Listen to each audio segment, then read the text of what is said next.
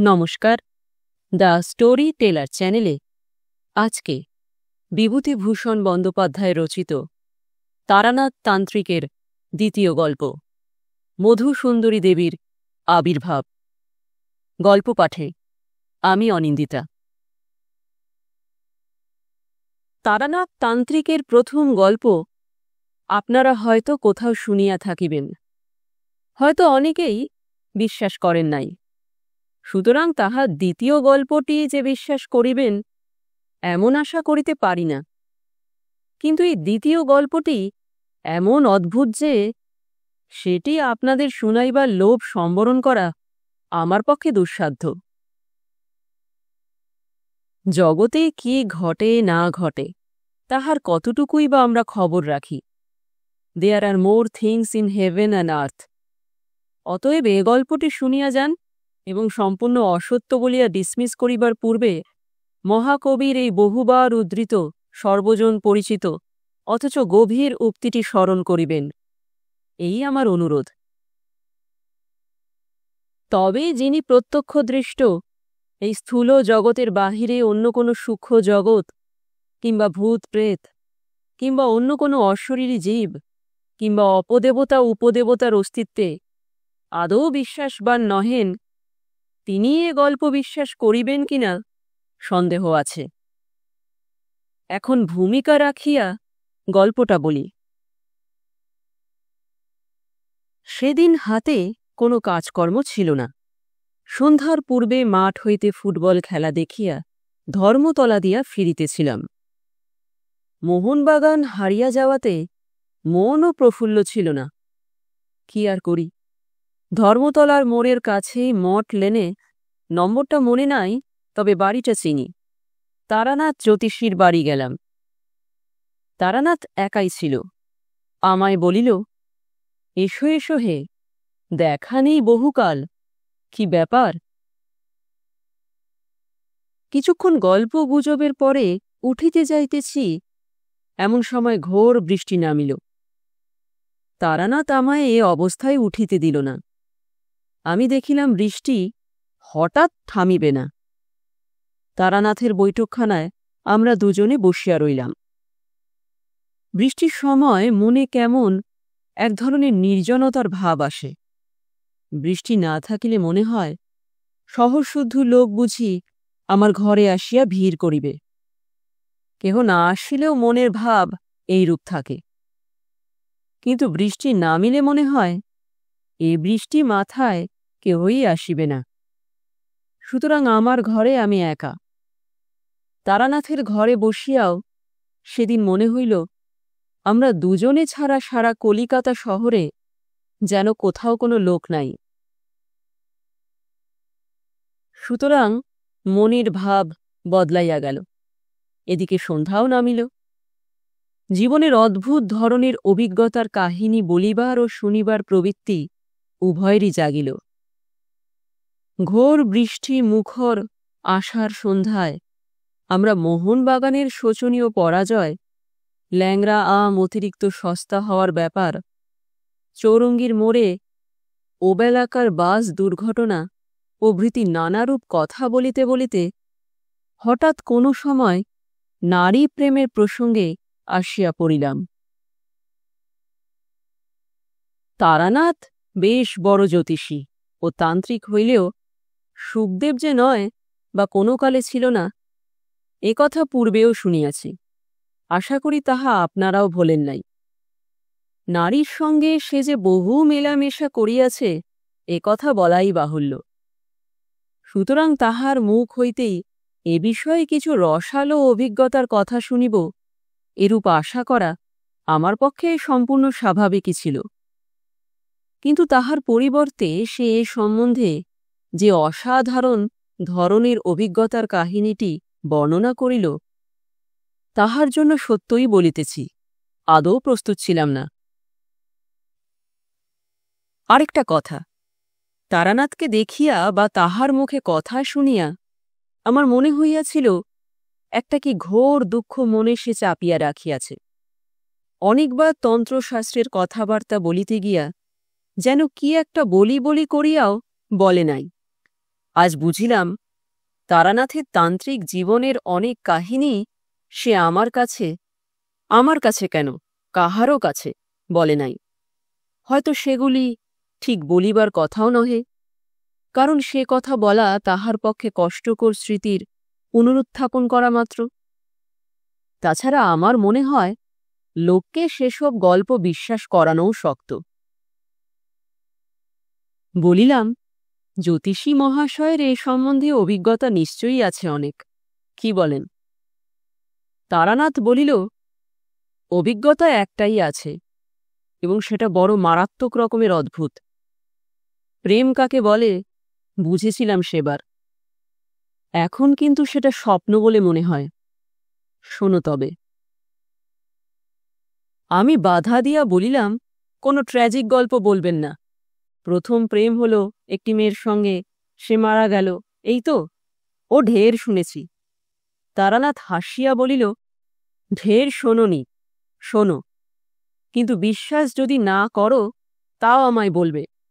এরকম গল্প বানিয়ে বলতে পারলে একজন গল্প লেখক হয়ে যেতুম হে। দু একজন নিতান্ত অন্তরঙ্গ বন্ধু ছাড়া কথা কারো কাছে বলিনি।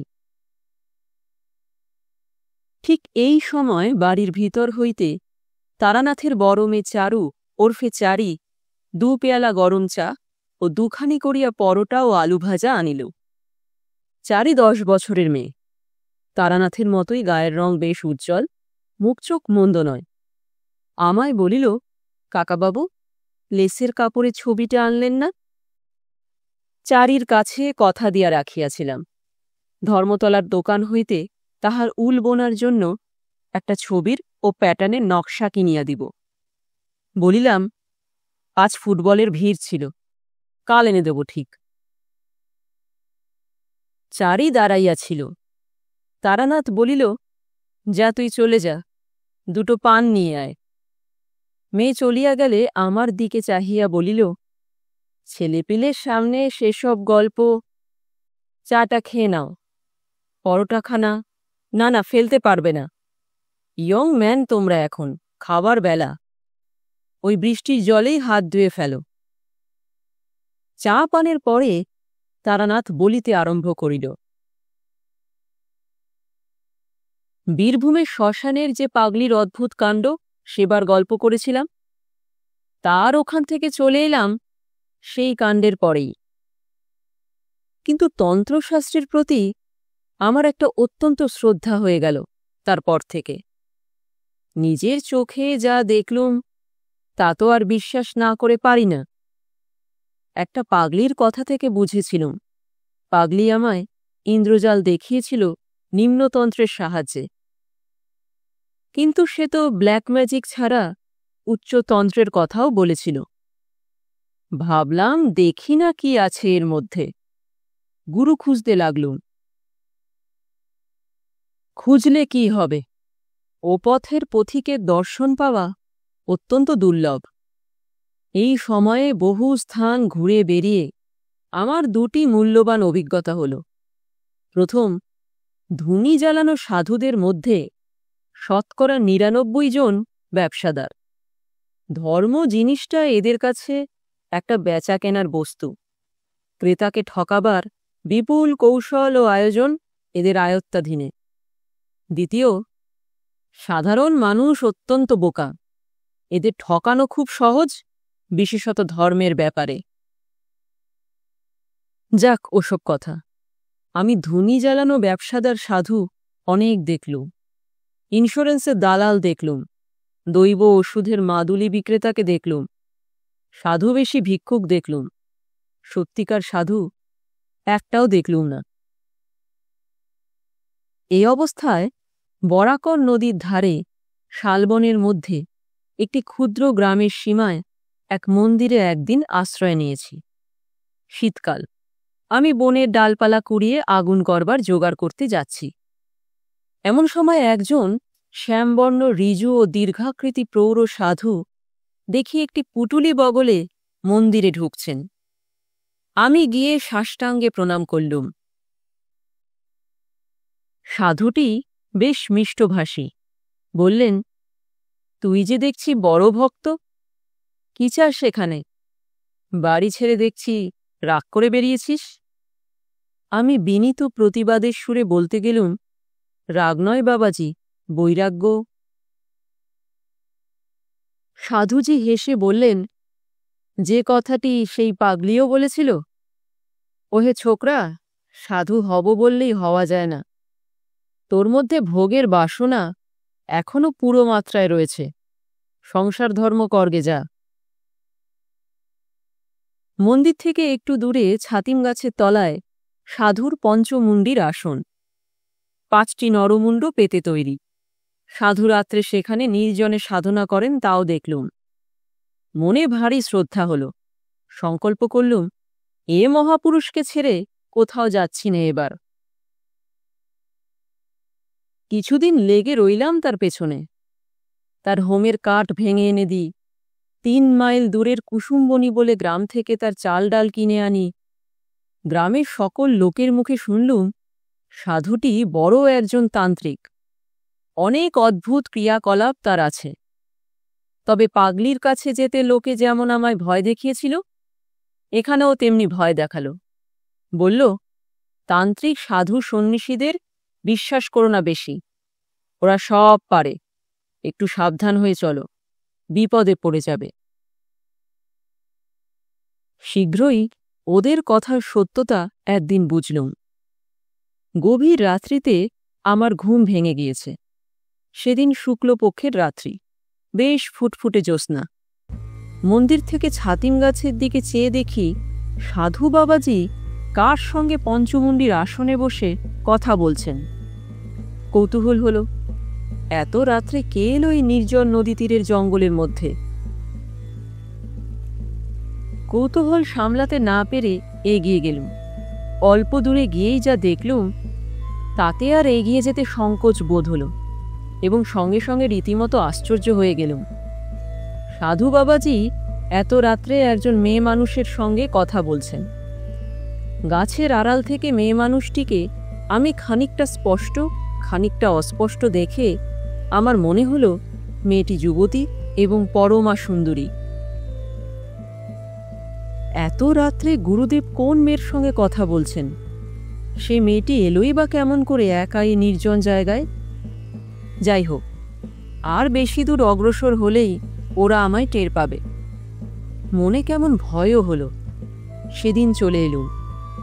তার পরদিন রাত্রে আমি ঘুমলুম না। গভীর রাত্রে উঠে পা টিপে টিপে বাইরে গিয়ে গাছের আড়াল থেকে উঁকি মেরে দেখি কাল রাতের সে মানুষটি আজও এসেছে।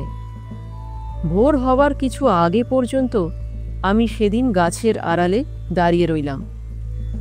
ফর্সা হবার লক্ষণ হচ্ছে দেখে আর সাহস হল না। মন্দিরে গিয়ে নিজের বিছানায় গিয়ে শুয়ে পড়লুম। পরদিন রাত্রেও আবার অবিকল তাই। একদিন আরও একটি জিনিস লক্ষ্য করলাম, যে মেয়ে মানুষটির সঙ্গে কথা হচ্ছে তার পরনের বস্ত্রাদি বড় অদ্ভুত ধরনের। সে যে কোন দেশের বস্ত্র পরেছে, সেটা না শাড়ি, না ঘাগরা, না জাপানি কিমোনো, না মেয়েদের গাউন। অজানা যদিও ভারী চমৎকার মানিয়েছেও বটে। সেদিন আরও একটা কথা আমার মনে হলো। মেয়ে মানুষটি যেই হোক, সে জানে আমি রোজ গাছের আড়ালে দাঁড়িয়ে দাঁড়িয়ে ওর দিকে চেয়ে থাকি। কি করে এ কথা আমার মনে হলো তা আমি বলতে পারবো না, কিন্তু এই কথা আবছাভাবে আমার মনের মধ্যে উদয় হওয়ার সঙ্গে সঙ্গে মনে একটু কেমন ভয়ও হলো। সরে পড়ি বাবা, দরকার কি আমার এসবের মধ্যে থেকে? কিন্তু পরদিন রাত্রে একসময় আর শুয়ে থাকতে পারলাম না নিশ্চিন্ত মনে। উঠে যেতেই হলো। সেদিন আরও একটি জিনিস লক্ষ্য করলাম, মেয়ে মানুষটি যখন থাকে তখন এক ধরনের খুব মৃদু সুগন্ধ যেন বাতাসে পাওয়া যায়। এ কদিনও এই গন্ধটা পেয়েছি, কিন্তু ভেবেছিলুম কোনো বন্য ফুলের গন্ধ হয়তো। আজ বেশ মনে হলো এই গন্ধের সঙ্গে ওই মেয়েটির উপস্থিতির একটা সম্বন্ধ বর্তমান।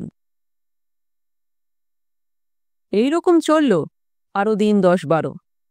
তারপরে সাধুর ডাক এলো বরাকর না কোডারমার এক গাড়োয়ালি জমিদার বাড়িতে, কি শান্তি সস্তায়ন করবার জন্যে। সাধুজি প্রথমে যেতে রাজি হননি। 2 দিন তাদের লোক ফিরে গিয়েছিল, কিন্তু তৃতীয়বারে জমিদারের ছোট ভাই নিজে পালকি নিয়ে এসে সাধুকে অনেক খোশামত করে নিয়ে গেলেন। মনে ভাবলুম, এ আর কিছুই নয়, সাধুজি সেই মেয়েটিকে ছেড়ে একটি রাত্রিও বাইরে কাটাতে রাজি নন। কিন্তু নিকটে কোথাও বস্তি নেই, মেয়েটি আসেই বা কোথা থেকে? আর সাধারণ স্থানীয় মেয়েও নয়। আমি অনেকবার দেখেছি সেটিকে, এবং প্রত্যেকবারই আমার দৃঢ় বিশ্বাস হয়েছে এ কোনো বড় ঘরের মেয়ে। যেমন রূপসী, তেমনি তার অদ্ভুত ধরনের অতি চমৎকার এবং দামি পরিচ্ছদ। হঠাৎ আমার মনে একটা দুষ্টু বুদ্ধি জাগল। আমার মনে হয়েছিল মেয়েটিকে সাধুজির হয়তো খবর দেওয়ার সুযোগ হয়নি। দেখাই যাক না, আজ রাত্রে আসে কিনা। তখন ছিল অল্প বয়স, তোমরা যাকে বলো রোমান্স, তার তখন যে আমার যথেষ্টই ছিল, এতে তুমি আমাকে দোষ দিতে পারো না। নির্দিষ্ট সময়ের কিছু আগে রাত্রে সেদিন আমি নিজেই গিয়ে পঞ্চমুণ্ডির আসনে বসে রইলাম। মনে ভয়ানক কৌতূহল, দেখি আজ মেয়েটি আসে কিনা। কেউ কোনো দিকে নেই, নির্জন রাত্রি। মনে একটু ভয়ও হলো, এ ধরনের কাজ কখনো করিনি, কোনো হাঙ্গামায় আবার পড়ে না যাই। তখন আমি অপরিণত বুদ্ধির নির্বোধ যুবক মাত্র। তখন ঘুণাক্ষরেও যদি জানতাম অজ্ঞাতসারে কি ব্যাপারে সম্মুখীন হতে চলেছি, তবে কি আর ছাতিমতলায় একা পঞ্চমুণ্ডির আসনে বসতে যাই? তা নয়, ও আমার অদৃষ্টের লিপি। সে রাত্রির জের আমার জীবনে আজও মেটেনি। আমার মনের শান্তি চিরদিনের জন্য হারানোর সূত্রপাত ঘটেছিল সেই কাল রাত্রে। তা কি আর তখন বুঝেছিলাম? যাক, ও কথা। রাত ক্রমে গভীর হল। পূব দিকে গাছপালার আড়াল থেকে চাঁদ উঠতে লাগলো একটু একটু করে। আমার ডাইনেই বরাকর নদী, 2 পারেই শিলাখণ্ড ছড়ানো। তার উপর জ্যোৎস্না এসে পড়ল। সেই নদীর পাড়েই ছাতিমতলা ও পঞ্চমুণ্ডির আসন, আমি যেখানে বসে আছি। আমার বাঁদিকে খানিকটা ফাঁকা ঘাসের মাঠ, তারপর শালবন শুরু হয়েছে। হঠাৎ সামনের দিকে চেয়ে আমি চমকে উঠলুম।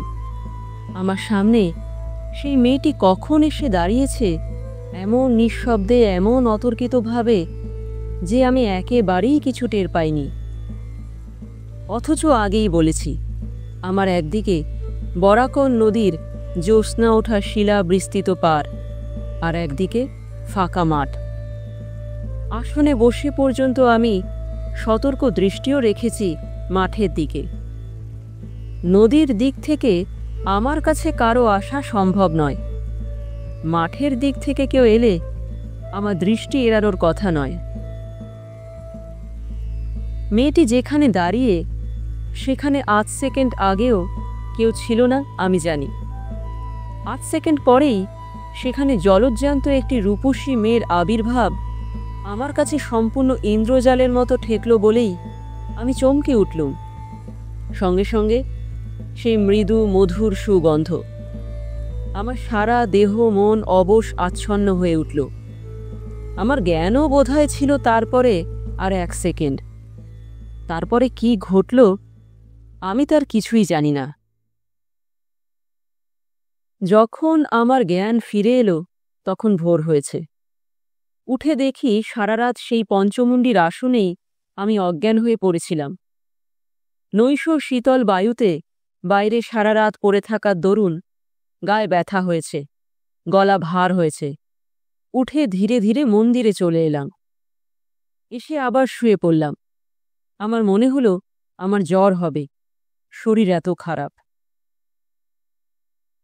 পরদিন সারাদিন কিছু না খেয়ে শুয়েই রইলাম, আর কেবলই কাল রাত্রের কথাটা ভাবি। মেয়েটি কে? কি করে অমন নিঃশব্দে অতর্কিতে ওখানে এলো? এ তো একেবারে অসম্ভব। অসামান্য রূপসী যে মেয়েটি অজ্ঞান হয়ে পড়বার পূর্বে ওই কয়েক সেকেন্ডের মধ্যেই তা আমি দেখে নিয়েছিলাম। আমি অজ্ঞান হয়ে পড়লামই বা কেন? এরও তো কোনো যুক্তিসঙ্গত কারণ খুঁজে পেলাম না। অথচ সেই কথা নিয়ে মনের মধ্যে তোলাপাড়া করাও সারাদিন আমার ঘুচল না। বিকেলের দিকে সাধু বাবাজি গাড়োয়ালি জমিদার বাড়ি থেকে ফিরলেন। আমার জন্যে লাড্ডু, কচুরি এবং একটা মোটা সুতির চাদর এনেছেন। তার নিজের জন্যে জমিদার বাড়ি থেকে ভালো একখানা পশমি আলোয়ান দিয়েছে। আমায় বললেন, শুয়ে কেন? ওঠো, জিনিসগুলো রেখে দাও। অতি কষ্টে উঠে সাধুর হাত থেকে পুটুলিটা নিলাম। তিনি আমার দিকে চেয়ে বললেন, কি হয়েছে? অসুখ বিসুখ নাকি? কিছু জবাব দিলাম না। সাধু স্নান করতে গেলেন এবং এসে জমিদার বাড়ির কাণ্ড কিরকম তারই সবিস্তারে বর্ণনা করতে লাগলেন। আমায় বললেন, তোমার কি হয়েছে বলো তো? অমন মনমরা ভাব কেন? বাড়ির জন্যে মন কেমন করছে বুঝি? বলেছি তো বাবা, তোমরা ছেলে ছোকরা, এ পথে কি নামলেই নামা যায় রে বাপু? বড় কঠিন পথ। সেই রাত্রে আমার খুব জ্বর এলো। কতদিন ঠিক জানি না। অজ্ঞান অচৈতন্য রইলাম। জ্ঞান হলি দেখতাম সাধু শিওরে বসে আছেন। বোধহয় তারই সেবা যত্নে এবং দয়ায় সেবার ক্রমে সেরে উঠলাম। সেরে উঠে একদিন গাছতলায় বসেছি দুপুরের পরে। সাধু বললেন, ছেলে ছোকরা কি না? কি কাণ্ডটা বাঁধিয়ে বসেছিলে বাপু? এবার তো বাঁচতে না, অতি কষ্টে বাঁচাতে হয়েছে। আচ্ছা বাপু, পঞ্চমুণ্ডির আসনে কি জন্যে গিয়েছিলে সেদিন রাত্রে? আমি তো অবাক। কি করে জানলেন ইনি? আমি তো কোনো কথাই বলিনি। হঠাৎ আমার সন্দেহ হল সেই অদ্ভুত মেয়েটির সঙ্গে নিশ্চয়ই সাধুর ফিরে এসে দেখা হয়েছে। সেই বলেছে। আমাকে চুপ করে থাকতে দেখে বললেন, ভাবছ আমি কি করে জানলাম না? আরে বাপু, কতটুকুই বা তোমরা বোঝো আর কতটুকুই বা তোমরা জানো? তোমাদের দেখে দয়া হয়। ভয়ে ভয়ে বললাম, আপনি জানলেন কি করে? সাধু হেসে বললেন, আরে পাগল, তুমি তো জ্বরের ঘোরে বলেছিলে ওইসব কথা, নইলে জানব কি করে? যাক, প্রাণে বেঁচে গিয়েছ, এই ঢের। আর কখনো অমন পাগলামি করতে যেও না। আমি চুপ করে রইলাম। তাহলে আমিই বিকারের ঘোরে সব ফাঁস করে দিয়েছি? সেই দিন মনে মনে সংকল্প করলাম, 2-1 দিনের মধ্যেই এখান থেকে চলে যাব, শরীরটা একটু সুস্থ হয়ে উঠলেই। কিন্তু আমার ভাগ্যলিপি অন্যরকম। সাধু বাবাজিকে তার পরদিন পাহাড়ে বিচ্ছুতে কামড়াল। তিনি তো যন্ত্রণায় অজ্ঞান হয়ে গেলেন। আমি 5 মাইল দূরবর্তী মিহিজাম থেকে ডাক্তার ডেকে আনি, তার সেবা করি। দিনরাত জেগে 3 দিন পরে তাকে সারিয়ে তুলি। দিন 10 পরে আমি একদিন বললুম, সাধুজি, আমি আজ চলে যেতে চাই। সাধু বিস্মিত হয়ে বললেন, চলে যাবে? কোথায়? এখানে থেকেই বা কি হবে? আমার তো কিছু হচ্ছে না। মিছে বসে থাকা আর মন্দিরের প্রসাদে ভাগ বসানো, 2টি পেটের ভাতের লোভে আমি তো এখানে বসে নেই। সাধুজি চুপ করে গেলেন, তখন কোনো কথা বললেন না। সন্ধ্যার কিছু আগে আমায় ডেকে তিনি কাছে বসালেন। বললেন, ভেবেছিলাম এ পথে নামাবো না তোমায়, কিন্তু তুমি দুঃখিত হয়ে চলে যাচ্ছ, সেটা বড় কষ্টের বিষয় হবে আমার পক্ষে। তুমি আমার যথেষ্ট উপকার করেছ, নিজের ছেলের মতো সেবা করেছ। তোমাকে কিছু দিতে চাই। একটা কথা তার আগে বলি, তোমার সাহস বেশ আছে তো? বললুম, আগে হ্যাঁ, এর আগেও আমি বীরভূমের এক শ্মশানে তন্ত্র সাধনা করেছি। তারপর আমি সেই শ্মশানের পাগলি ও তার অদ্ভুত ক্রিয়াকলাপের কথা বললাম। এতদিন পরে আজ প্রথম সাধুকে পাগলির কথা বললাম। সাধু অবাক হয়ে বললেন, সে পাগলিকে তুমি চেনো? আরে, সে যে অতি সাংঘাতিক মেয়ে মানুষ। তুমি তার হাত থেকে যে অত সহজে উদ্ধার পেয়ে এসেছ, সে কেবল তোমার পূর্বজন্মের পুণ্য। ওর নাম মাথু পাগলি, মাতঙ্গিনী। ও নিম্ন শ্রেণীর তন্ত্রে ভয়ানকভাবে সিদ্ধ। ওর সংস্পর্শে গিয়ে পড়েছিলে? কি সর্বনাশ! ওকে আমরা পর্যন্ত ভয় করে চলি। কিরকম জানো? যেমন লোকে খ্যাপা, শেয়াল, কুকুর কি গোখরো সাপকে ভয় করে, তেমনি ও সেই জাতীয়। অসাধারণ ক্ষমতা ওর নিম্নতন্ত্রের। ওর ইতিহাস বড় অদ্ভুত। সে একদিন বলবো। কতদিন ওর সঙ্গে ছিলে? প্রায় 2 মাস। সাধুজি বললেন, যখন ওর সঙ্গে ছিলে তখন কিছু কিছু অধিকার হয়েছে তোমার। তোমাকে আমি মন্ত্র দেব, কিন্তু তুমি যুবক, তোমার মনের ভাব আমি জানি। তুমি কি জন্য রাত্রে পঞ্চমুণ্ডির আসনে গিয়েছিলে বলো তো? আমি লজ্জায় মাথা নিচু করে রইলাম। মনের গোপনে পাপ নেই। যদি পঞ্চমুণ্ডির আসনে বসে থাকি, তবে সেই অপরিচিতা নিশা বিহারিণীর রূপসীর টানে যে, একথা গুরুস্থানীয় ব্যক্তির কাছে স্বীকার করব কেমন করে? সেই দিন সাধু অতি অদ্ভুত ও গোপনীয় কথা আমায় বললেন, কিন্তু একটা কথা তুমি জানো না, সেটা আগে বলি। তুমি সেদিন রাত্রে যাকে ছাতিমতলায় বসে দেখেছিলে, তিনি তোমার আমার মতো দেহধারী মানুষ নন। শুনে তো মশাই আমার গা শিউরে উঠল। দেহধারী জীব নয়? বলে কি রে বাবা, তবে কি ভূতপেতনি নাকি? সাধুজি বললেন, তোমায় কথা বলতাম না যদি না শুনতাম যে তুমি মাতু পাগলির সঙ্গে ছিলে। আচ্ছা, শুনে যাও। আমার গুরুদেব ছিলেন কালিকানন্দ ব্রহ্মচারী। হুগলি জেলার জেজুর গ্রামে তার মঠ ছিল। মস্ত বড় সাধক ছিলেন। কুলার্ণব আর মহা ডামর, এই 2 শ্রেষ্ঠ তন্ত্রে তার সমান অধিকার ছিল। মহা ডামর তন্ত্রের একটি নিম্ন শাখার নাম ভূত ডামর। আমি তখন যুবক, তোমারই মতো বয়স। স্বভাবতই আমার ঝোঁক গিয়ে পড়ল ভূত ডামরের ওপর। গুরুদেব আমার মনের গতি বুঝতে পেরে ওপর থেকে ফেরাবার যথেষ্ট চেষ্টা করেছিলেন, কিন্তু তাই কি হয়? অদৃষ্ট লিপি তবে আর বলেছে কাকে? এই তোমার যেমন। আমি বললাম, ওপর থেকে ফেরাতে চেষ্টা করেছিলেন কেন? ও পথ প্রলোভনের পথ, বিপদের পথ। ভূত ডামর তন্ত্র নানা প্রকার অশরীরী উপদেবীদের নিয়ে কারবার করে। তন্ত্রের ভাষায় এদের সাধারণ নাম যোগিনী। জপে ও সাধনায় বশীভূত হয়ে এদের মধ্যে যে কেউ, যার সাধনা তুমি করবে, সে তোমার আপন হয়ে থাকতে পারে। নানাভাবে এদের সাধনা করা যায়। কিঙ্কিনী দেবীকে মাতৃভাবে পেতে হয়, কনকবতী দেবীকে পাওয়া যায় কন্যাভাবে, কিন্তু বাকি সব যোগিনীদের যে কোনোভাবে সাধনা করা যায় এবং যে কোনোভাবে পেতে পারা যায়। এইসব যোগিনীদের কেউ ভালো, কেউ মন্দ। এদের জাতি নেই, বিচার নেই, ধর্ম নেই। কোনো গণ্ডি বা বাধ্যবাধকতার মধ্যে এরা আবদ্ধ নন। ভূত ডামরে এই সাধনার ব্যাপারে বলে দেওয়া আছে। তুমি সেদিন যাকে দেখেছিলে, তিনি এইরকম একজন জীব। তোমার সাহস থাকে, সে মন্ত্র আমি তোমায় দেব, কিন্তু আমার যদি নিষেধ শোনো, তবে এ পথে নেমো না। এতটা বলে সাধুজি ভালো করেননি।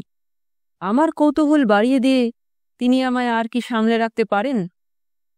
আমি নাছোড়বান্দা হয়ে পড়লাম। মন্ত্র নেবই। সাধুজি বললেন, তবে কনকবতী দেবী সাধনার মন্ত্র নাও, কন্যা ভাবে পাবে দেবীকে। আমি চুপ করে রইলুম। তিনি আবার বললেন, তবে কিঙ্কিনী সাধনার মন্ত্র? আহ, কি বিপদেই পড়েছি বুড়ো সাধুটাকে নিয়ে। অন্য যোগিনীদের দেখতে দোষ কি?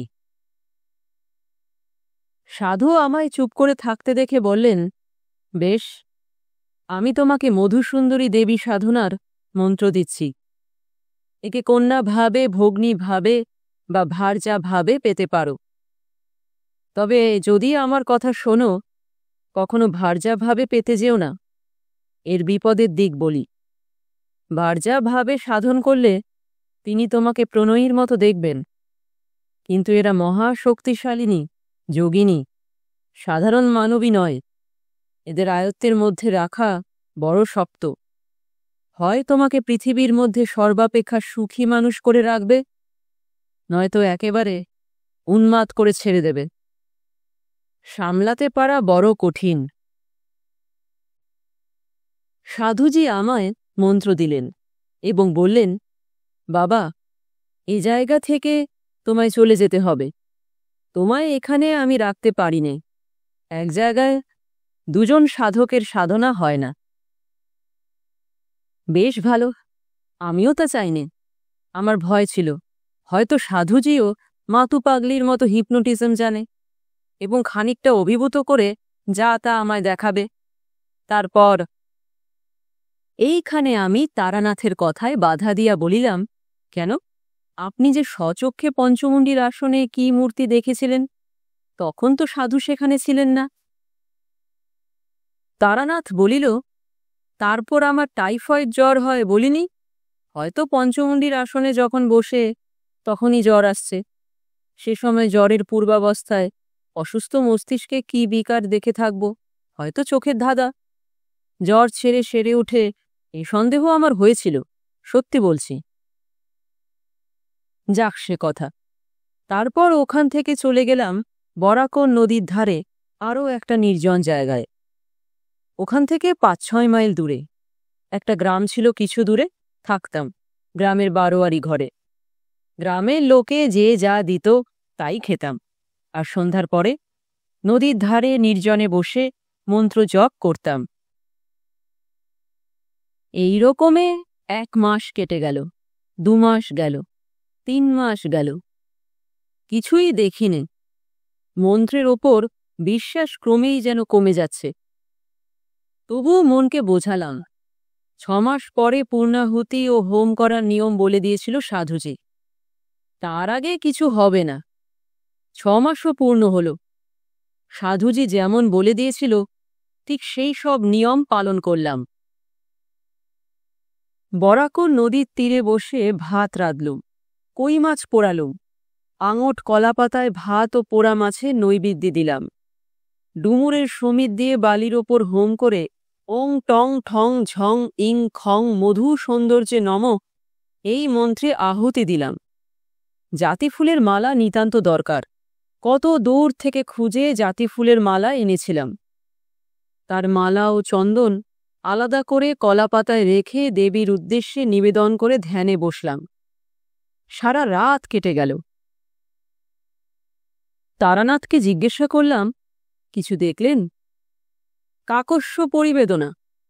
ঘি, চন্দন, মিষ্টি কিনতে কেবল কতগুলো পয়সা শ্রাদ্ধ হয়ে গেল। ধ্যান, জপ, হোমে কিছুই ফল ফলল না। রাগ করে টান মেরে সব নৈবেদ্য ফেলে দিলাম নদীর জলে। ব্যাটার সাধু বিষম ঠকিয়েছে। কোনো ব্যাটার কোনো ক্ষমতা নেই। যেমন মাতু পাগলি তেমনি এ সাধু। তন্ত্রতন্ত্র সব বাজে।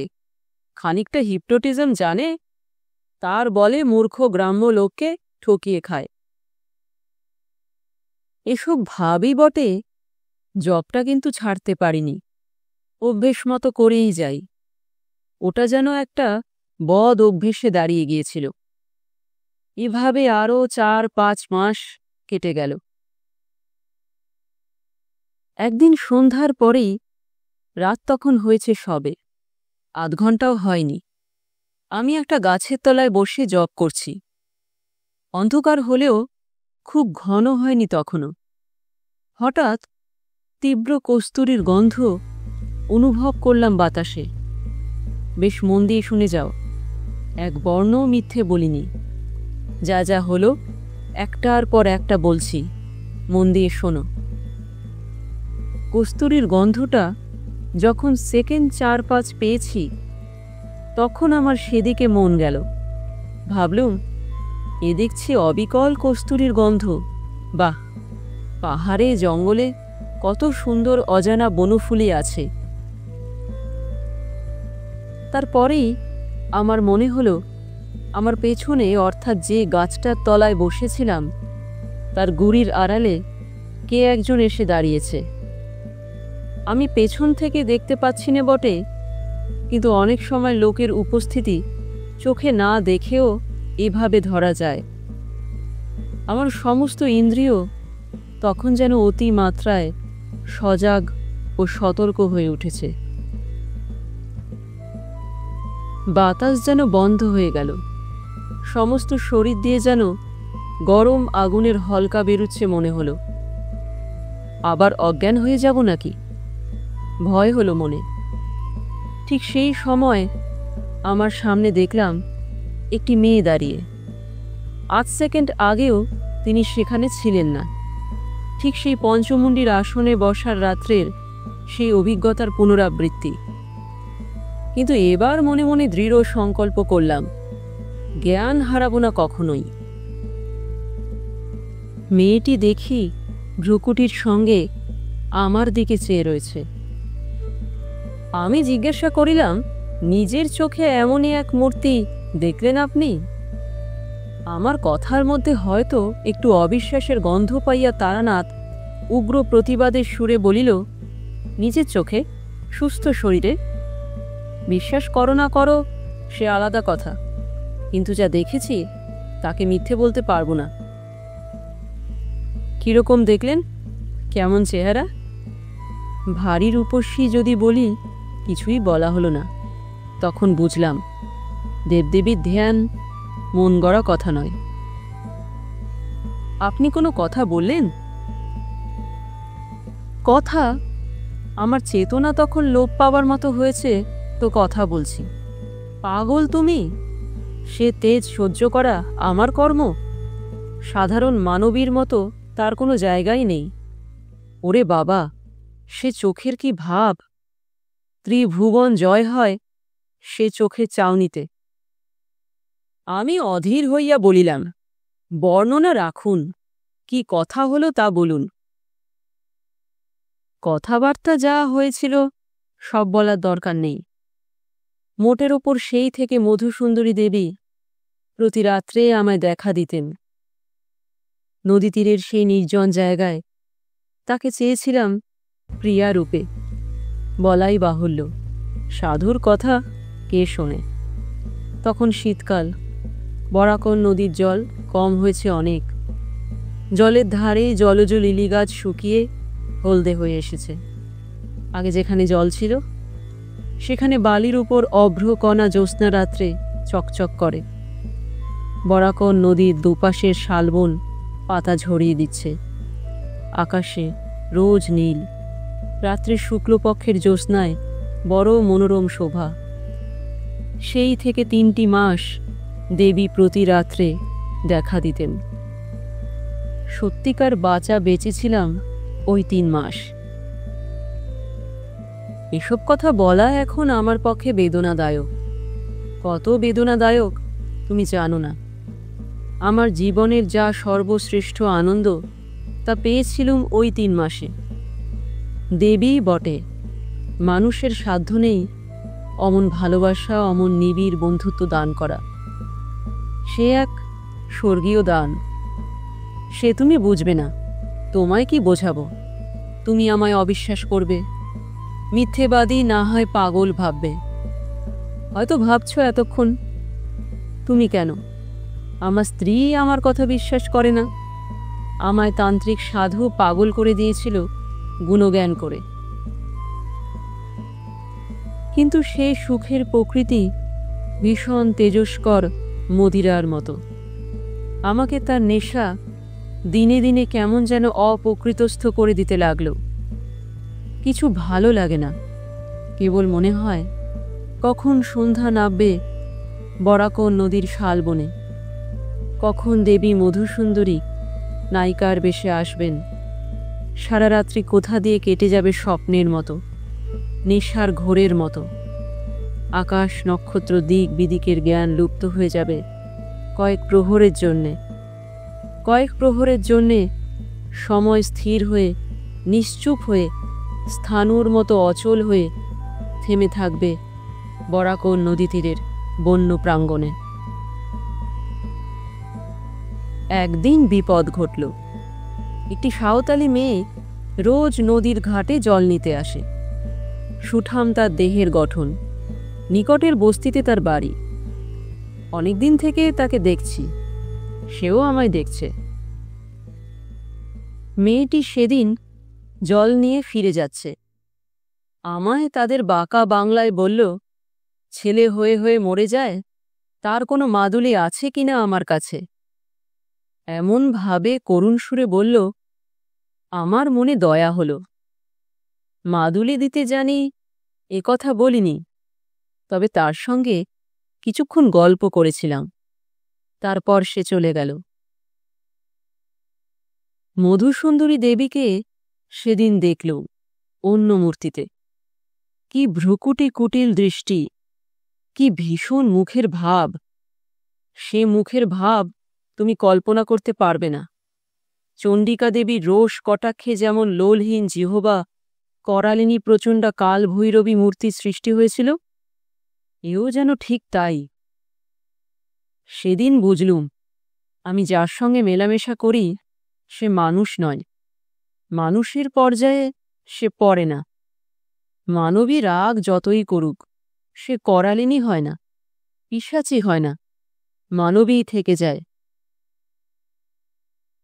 ভীষণ পুঁতি গন্ধে সেদিন শালবন ভরে গেল। প্রতিদিনের মতো কস্তুরীর সুবাস কোথায় গেল মিলিয়ে। তারপরে এলেন মধুসুন্দরী দেবী। দেখেই মনে হল এরা দেবীও বটে, বিদেহী পিশাচীও বটে। এদের ধর্মাধর্ম নেই, সব পারে এরা। যে হাতে নায়িকার মতো ফুলের মালা গাঁথে, সে হাতেই বিনা দ্বিধায়, বিনা অনুশোচনায় নিমেষে ধ্বংস করতে এরা অভ্যস্ত। আমার ভীষণ ভয় হল। পিশাচী তা বুঝে বলল, ভয় কিসের? বললুম, ভয় কই, তুমি রাগ করেছ কেন? খলখল অট্টহাস্যে নির্জন অন্ধকার ভরে গেল। আমি শিউরে উঠলাম। পিশাচী বলল, সব চিনতে পারবে? অন্ধকার রাত্রে সাঁওতালদের কোনো বউয়ের শব তোমার সামনে দিয়ে যদি জলে ভেসে যায়, চিনতে পারবে? তুমি না যদি চিনতে পারো, দুটি শবে জড়াজড়ি করে ভেসে থাকলে অন্য লোকে সকলে নিশ্চয়ই চিনবে। হাত জোর করে বললুম, দেবী, তোমায় ভালোবাসি। ও মূর্তি আমায় দেখিও না, আমায় মারো ক্ষতি নেই, কিন্তু অন্য কোনো নিরপরাধিনী স্ত্রীলোকের প্রাণ কেন নেবে? দয়া করো। বহু চেষ্টায় প্রসন্ন করলুম। তখন আবার যে দেবী সে দেবী বললেন, সেই সাঁওতাল মেয়ের মূর্তিতে আমায় দেখতে চাও? সেই মূর্তিতে এখনই দেখা দেব? বলতে বলতে সে সাঁওতালদের মেয়েটি আমার সামনে দাঁড়িয়ে, বরং আরও নিটোল গরম শরীরের, মুখের ভাব আরও কমনীয়। বললুম, ও চাই না, তোমার মূর্তি দেখাও দেবী। সেই রাত্রি থেকে বুঝলুম, কাল সাপ নিয়ে খেলা করছি আমি। গুরুদেব বারণ করেছিলেন এই জন্যই। হয়তো একদিন মরব এর হাতে। সাপুরে সাপ খেলায় মন্ত্রে, আবার বেকায়দায় পড়লে সাপের ছোবলেই মরে। এভাবে বেশি দিন কিন্তু ছিল না। কিছুদিন পরে পিশাচী মূর্তি ভুলে গেলুম দেবীর অনুপম প্রেমে ও মধুর ব্যবহারে। তাতেও বুঝলুম এ সাধারণ মানবী নয়, অমানসিক ধরনের এদের মন। মানুষের বিবর্তনের জীব এরা নয়, হয় তার ওপরে নয় তার নিচে। একদিন দেবী আমায় বললেন, আর কিছুদিন যাক, তোমায় বহু দূরে নিয়ে যাব। কোথায় সে বলবো না এখন। কত দূরে? কোন দিকে? এত দূরে, এমন দিকে যা তুমি ধারণা করতে পারবে না। তবে তোমার ভাগ্যে আছে কি তা? সব ভুলে গেলাম আবার।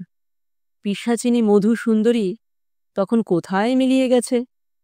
আমার সামনে হাস্যলাস্যময়ী, যৌবন চঞ্চলা, মুগ্ধ স্বভাবা, অপরূপ রূপসী এক তরুণী নারী, দেবী বটে। আমি আবার কিসের নেশায় অভিভূত হয়ে পড়লুম, মাথা ঠিক রইল না। একদিন বললেন, বিপদ আসছে তোমার, তৈরি হও। কি বিপদ? তা বলবো না। প্রাণ সংশয়ের বিপদ? তা বলবো না। তুমি অভয় দিলে বিপদ কিসের? আমি ঠেকাতে পারবো না, কেউ ঠেকাতে পারবে না। যা আসছে তা আসবেই।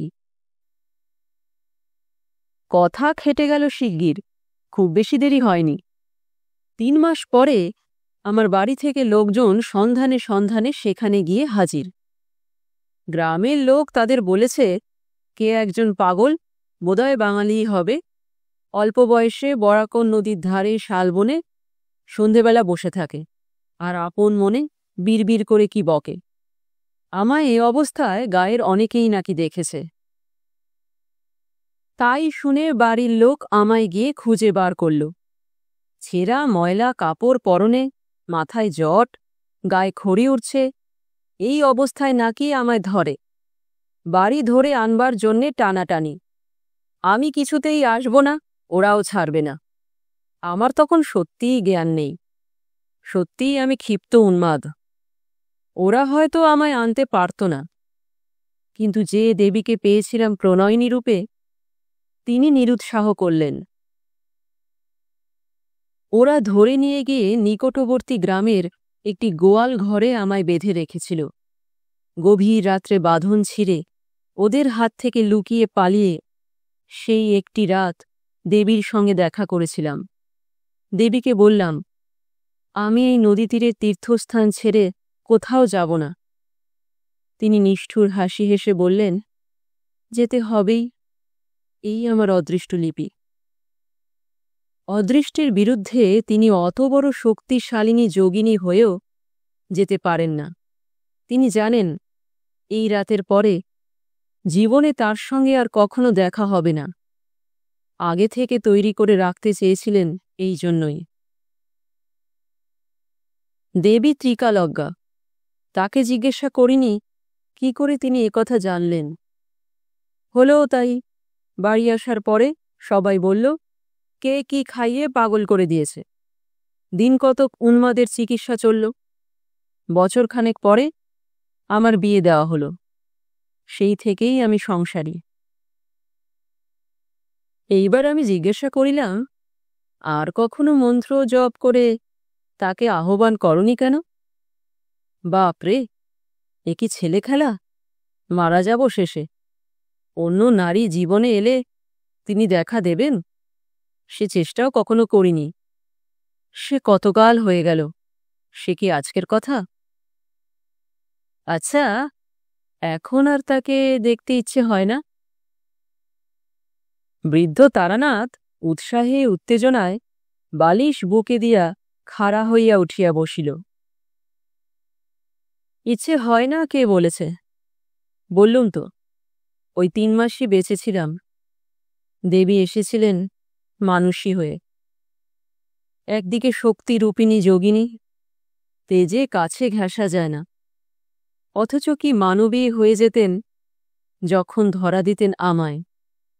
প্রিয়ার মতো আসতেন আমার কাছে, অমনি মিষ্টি, অমনি ঠোঁট ফুলিয়ে, মাঝে মাঝে অভিমান।